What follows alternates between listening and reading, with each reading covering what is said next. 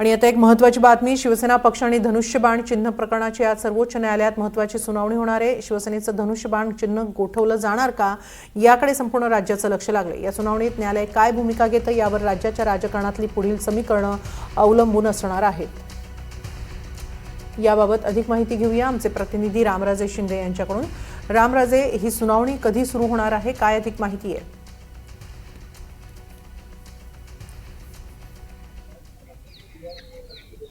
बिलकुल, खरं तर आतापर्यंत इतर महत्त्वाची सुनावणी सुरू होती, परंतु कपिल सिब्बल यांनी सांगितलेलं आहे की आता कोर्टाचा वेळ संपत आलेला आहे, तर आजच्या ऐवजी उद्या या संदर्भामध्ये सुनावणी घ्यावी आणि आपल्याला बाजू मांडण्याची संधी द्यावी। आणि त्यानुसार कोर्टानं आता सांगितलेलं आहे की उद्या आता या संदर्भामध्ये सुनावणी घेतली जाणार आहे।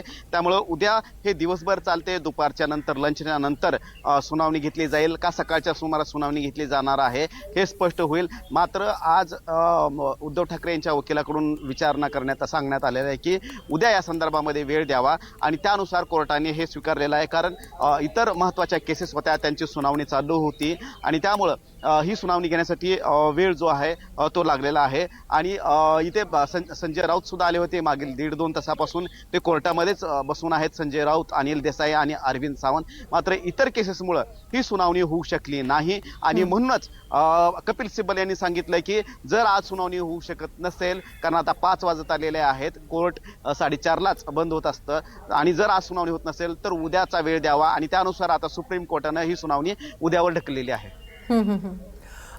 नक्कीच, मात्र आता सुनावणीमध्ये नेमकं काय घडणं अपेक्षित आहे, म्हणजे कोणकोणते मुद्दे आता सुनावणीमध्ये पुढे आणले जातील?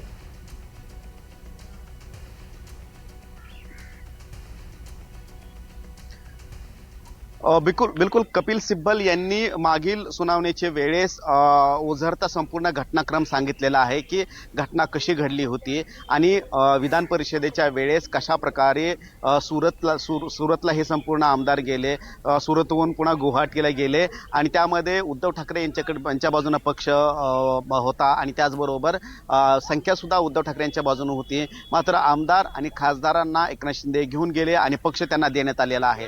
त्यामुळं यामध्ये मूळ आक्षेप जो घेण्यात आलेला आहे तो निवडणूक आयोगावर आक्षेप घेण्यात आलेला आहे। निवडणूक आयोगाकडे संपूर्ण उद्धव ठाकरे हे पक्षाचे प्रमुख आहेत ही माहिती होती, परंतु निवडणूक आयोगाने तो पक्ष एकनाथ शिंदे यांना कसा काय दिला या संदर्भामध्ये आक्षेप घेण्यात आलेला आहे। त्याचबरोबर विधानसभा अध्यक्षावर सुद्धा आक्षेप घेण्यात आलेला आहे की त्यांनी या संदर्भामध्ये प्रकरणामध्ये बायसपणा केलेला आहे आणि निष्पक्ष अशा प्रकारे सुनावणी घेतलेली नाही। त्यामुळे अपात्रतेचा जो मुद्दा आहे त्यावर सर्वात अगोदर सुनावणी सुरू झाली होती। मागील वेळेस अपात्रतेच्याच मुद्द्यावर कपिल सिब्बल यांनी सुनावणी सुरू केली होती आणि आज पण तोच मुद्दा घेतला जाणार होता। म्हणजेच की सुरुवातीला अपात्रता, हे आमदार कसे अपात्र आहेत हे उद्धव ठाकरे यांच्याकडून सांगण्यात येत होतं सुप्रीम कोर्टामध्ये आणि त्या संदर्भामध्ये विधानसभा अध्यक्षांची भूमिका सुद्धा कशी आहे हे सुद्धा सांगितलं जात होतं आणि आज मात्र सुनावणी होऊ शकली नाहीये। त्यामुळे आता उद्यावर ही संपूर्ण सुनावणी गेलेली आहे आणि उद्या अपात्रतेच्या संदर्भामध्ये कपिल सिब्बल यावर युक्तिवाद करतील। नक्कीच रामराजे, असे संपर्कात रहा। शिवसेना पक्ष चिन्हाची सुनावणी आता उद्यावर ढकलण्यात आलेली आहे। उद्या या प्रकरणी सुनावणी होणार आहे। शिवसेना पक्ष आणि चिन्हाची सुनावणी आज पार पडली, मात्र यात बाजू मांडण्यासाठी वेळ द्यावी अशी मागणी कपिल सिब्बल यांनी केली आणि त्यामुळे आता ही सुनावणी उद्या होणार आहे। याबाबत अधिक माहिती घेऊया आमचे प्रतिनिधी रामराजे शिंदे यांच्याकडून। राम, आता कपिल सिब्बल बाजू मांडणार आहेत, मात्र त्यांना जी बाजू मांडायची आहे त्यामध्ये त्यांना नेमकं काय सांगायचंय, त्यांनी आज त्याबद्दल काही कल्पना दिली?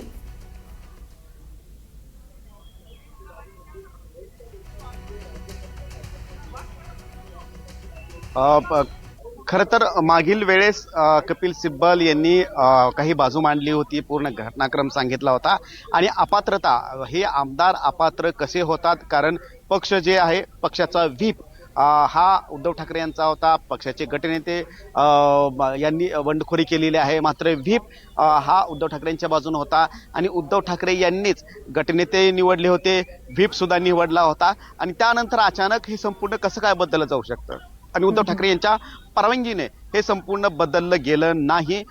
हे व्हीप जो बदलला गेलेला आहे त्यामध्ये त्यांची परवानगी घेतली गेली नाही, अशा प्रकारचं सुद्धा मागील सुनावणीमध्ये सांगण्यात आलं होतं. आणि आता इथून पुढे सुद्धा अपात्रतेच्या संदर्भामध्ये काय काय घटनाक्रम झालेला आहे आणि हे आमदार कशा पद्धतीनं अपात्र होऊ शकतात, अपात्रतेची कारवाई जी आहे ती उद्धव ठाकरे यांच्या पक्षाने त्यांच्यावर केलेली आहे. त्याचबरोबर केवळ आमदार आणि खासदार असणं म्हणजेच की लोकप्रतिनिधी असणं म्हणजेच की पक्ष पूर्ण ताब्यात जाऊ शकत नाही, कारण पक्ष वेगळी असते, संघटना वेगळी असते, त्याचे सदस्य त्याच्या निवडणुका व्हाव्या लागतात आणि निवडणुका होऊन एक नेता जे आहेत पक्षप्रमुख पद हे नेमलं जातं आणि पक्ष प्रमुख जे आहेत ते उद्धव ठाकरे आहेत. त्यामुळे एकनाथ शिंदे यांना ते होता येत नाही, अशा प्रकारचा युक्तिवाद जो आहे तो करण्यात आलेला आहे. त्यामुळे आता अपात्रतेचा हा एक महत्वाचा मुद्दा आहे. त्यानंतर निवडणूक आयोगानं हे चिन्ह आणि पक्ष कशा पद्धतीने दिलं हा सुद्धा एक महत्वाचा मुद्दा आहे. हे दोन मुद्दे जे आहेत ते घेतले जातील. 10th शेड्यूल मध्ये कशा प्रकारे चुकीचं पद्धतीने हा पक्ष एकनाथ शिंदे यांनी घेतलेला आहे या संदर्भात सुद्धा युक्तिवाद केला जाईल. परंतु महत्वाचा युक्तिवाद जो आहे तो एकनाथ शिंदे यांचे वकील काय करतात ते तो युक्तिवाद आहे, कारण हे हा संपूर्ण घटनाक्रम समोर आहे.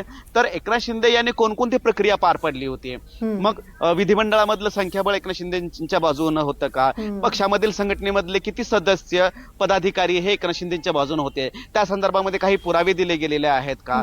तर या सगळ्याच गोष्टीवर जे आहे ते सुप्रीम कोर्टामध्ये आता सुनावणी होणार आहे आणि दोन्ही पक्ष जे आहेत आपापली बाजू मांडतील. धन्यवाद रामराजे आपण दिलेल्या या सविस्तर माहितीबद्दल.